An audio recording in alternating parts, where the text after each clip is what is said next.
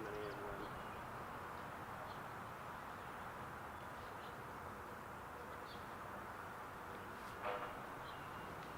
Trying to get the biggest ones and leave the rest so they can still grow.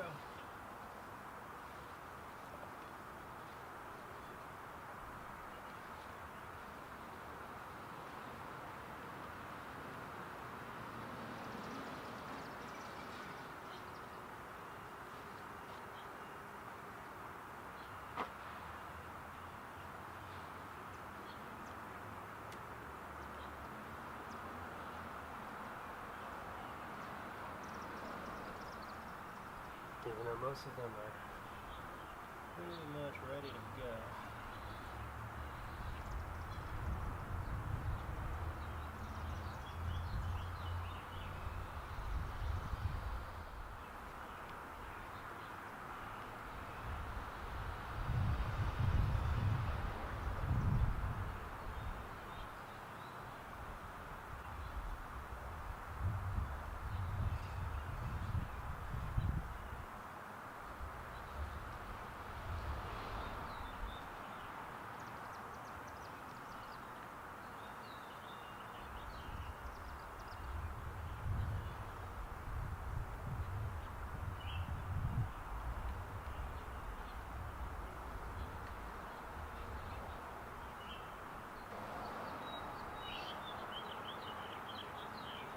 Not a bad harvest for just throwing seeds on the ground and covering with mulch. And that's only some of it. There's plenty left. So, just harvested a ton of radishes, and there's a ton more left. And then some baby greens, some baby kale, and collard. That's gonna be breakfast.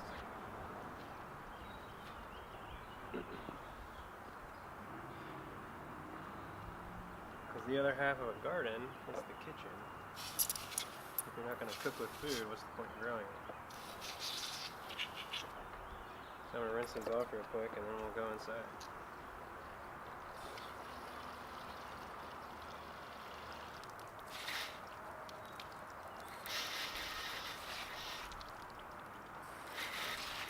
Just a quick rinse. I'll rinse more in the kitchen. Just trying to get all the dirt off of it.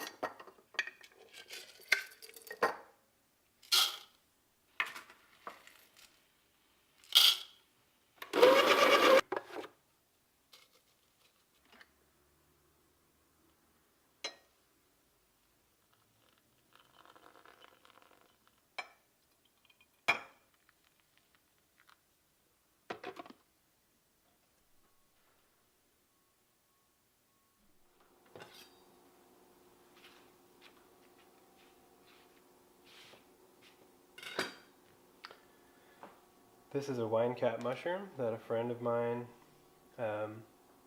grew in his garden. We just harvested it yesterday. I'm going to chop that up too. These are so good and so easy to grow. That's a topic of a future episode.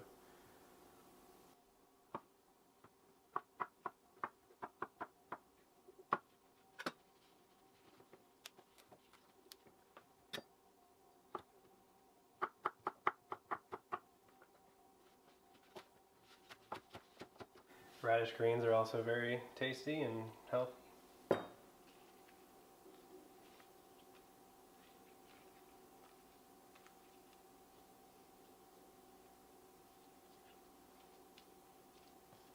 Give all this a rough chop. Put it with some eggs and quite a breakfast. And these green onions are from the garden, harvested them the other day.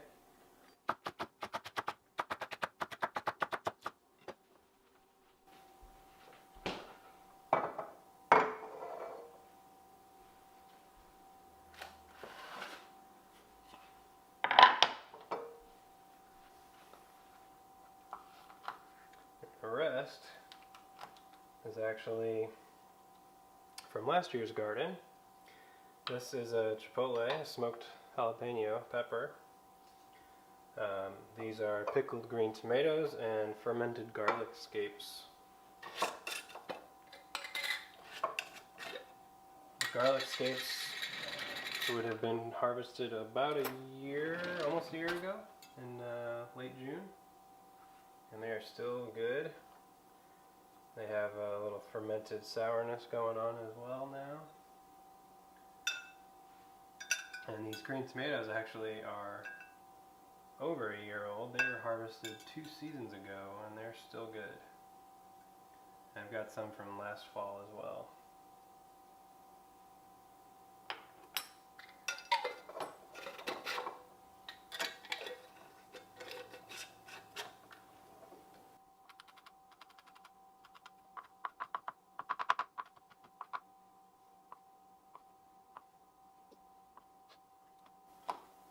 These are pretty spicy jalapenos actually, so I'm going to only use half of this and save the other half for the next day.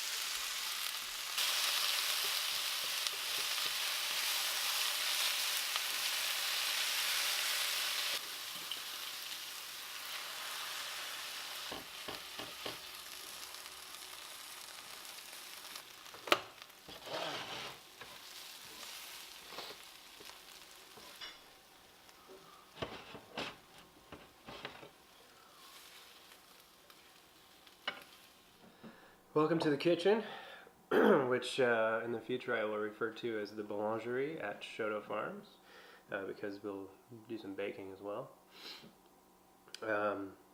Sorry, my head is, that chipotle actually got right up into my sinuses, so now my nose is running. Just made a real simple breakfast scramble with all fresh ingredients from the garden. If we had chickens, then this would be 100% backyard sourced. And my goal here is not to kind of do a cooking show. That's not really what I'm going for here. Just like outside, I'm not really going for a garden how-to channel, simply because there's a lot of both of those things on the internet already. I just want to show how accessible gardening is, and then how accessible bringing that produce inside and cooking with it is. So this took me 15 minutes to make a really awesome and healthy breakfast, and all of this, most of this stuff growing is, a lot of it is perennial stuff, and the rest of it is easy seeded radishes and the greens that I transplanted. And then the couple of things I put in there that were preserved from last year, we'll talk about fermenting and pickling soon enough. So it really is that simple. I grabbed some radishes out of the garden, and now I'm going to eat breakfast. So, cheers. Thanks for watching.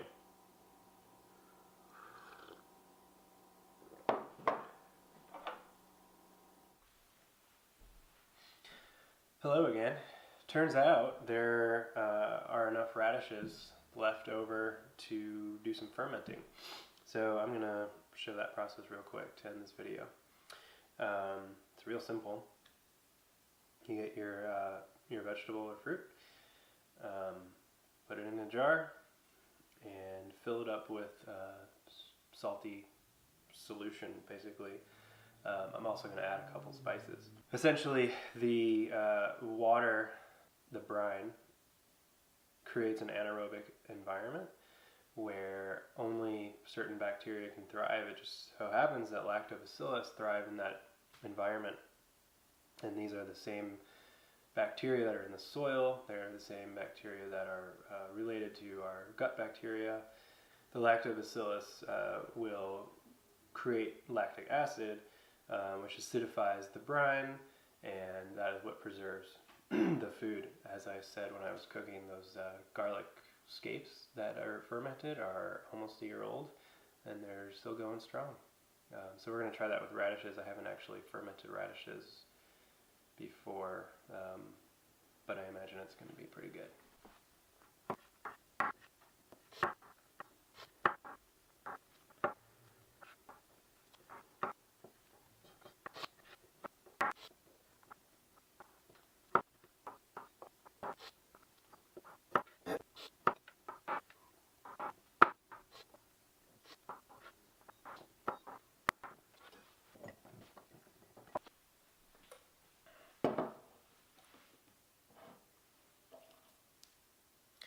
So got almost a quart of those radishes. I cut off just the very top of the stem and the fine roots, because I'm guessing those things would go soft too fast. So this should keep it cleaner and let the whole ferment last a little bit longer. So I'm also going to throw a clove of garlic in there.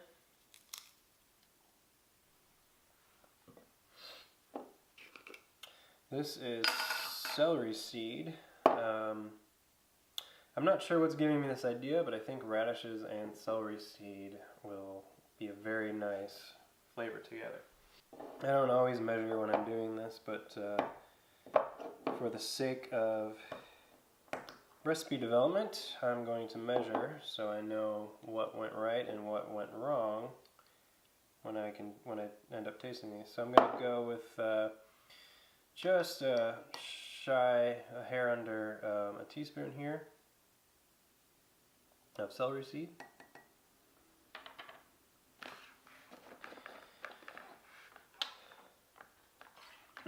Sea salt is the preferred salt for fermenting because there's other minerals and whatnot present. I use real salt. There's other sea salts that are good too. Again, don't always measure, but for these purposes we're going to. Half tablespoon.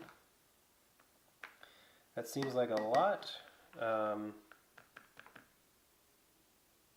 but it's not. The saltier, so you're not necessarily going to drink the brine, so you're not going to actually consume all the salt. The saltier the brine is, the slower the fermentation goes, and then therefore the longer it takes to develop the flavors, and they end up usually being better that way. So I might go with almost a full tablespoon here.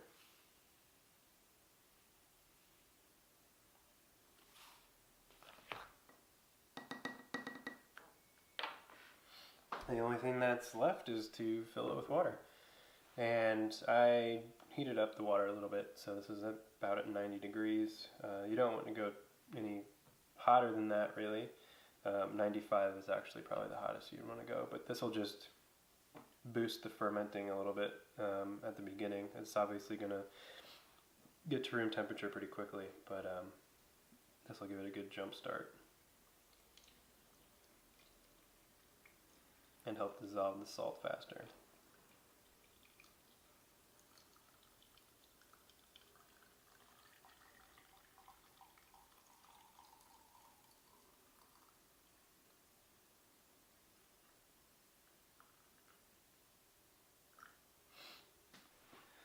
It's also good if you have something that works to weigh down your ferment to keep it all submerged nicely. By the way, I didn't mention, but it goes without saying, that your jar needs to be clean. But for fermentation, it does not need to be sterilized like it does for pickling. So then I just loosely will screw on a cap loosely because as the ferment goes, it's going to develop carbon dioxide and it will need to off gas. And there you have it. The beginnings of fermented radishes. I'll let that go for, I'll let this go for a few weeks probably, and keep tabs on it. Open it up every couple days and check on it, and start tasting them as you'll be able to see bubbles going and whatnot. So thanks for watching, and I will keep you posted on the ferment as it goes.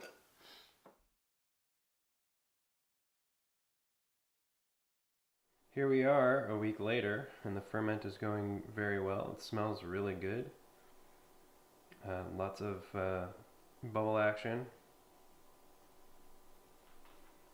We'll probably let it go a little bit longer. Another week and we'll check on it, but I wanted to give an update. Thanks for watching.